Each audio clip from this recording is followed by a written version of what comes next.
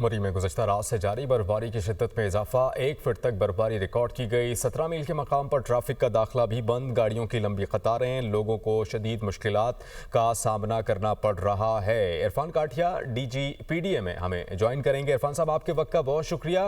ये मनाजिर भी हम देख सकते हैं, कुछ इलाकों में कुछ जगहों पर जो है वो ट्रैफिक की रवानी मुतासिर हम देख रहे हैं। क्या एहतियाती तदाबीर हैं और मजीद इंतजामिया इस सूरत हाल को कंट्रोल करने के लिए क्या कर रही है?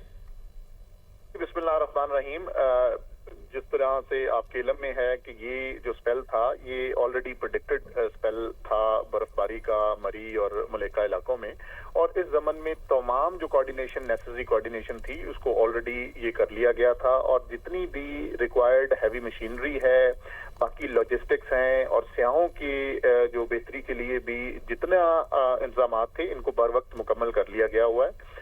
और अभी तक जो ऑन एवरेज बर्फबारी है ये 1 फुट से थोड़ी ज्यादा बर्फबारी हो चुकी है, जिससे बिल्कुल ट्रैफिक की रवानी में वक्ती तौर खलल जरूर आया है। लेकिन आपने देखा होगा कि तमाम डिपार्टमेंट्स और खास तौर पे CNW डिपार्टमेंट, जिसके मिनिस्टर साहब भी पिछले 2 दिन से वहीं पे मौजूद हैं मरी में, और इसको खुद पंजाब गवर्नमेंट और सीनियर्स की निगरानी में चीजों को खुद देखा जा रहा है। और इंशाल्लाह आप ये बिल्कुल अभी आगे जो 2 दिन हैं इनमें वक्फे से बर्फबारी जरूर है, लेकिन जो मोबिलिटी है सयाहों की और रोड क्लियरेंस है उसको बिल्कुल साथ साथ वो इंश्योर किया जा रहा है।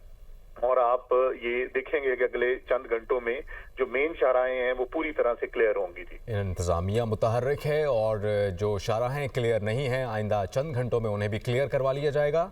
इरफान काठिया साहब, आपने वक्त दिया, आपका बहुत शुक्रिया।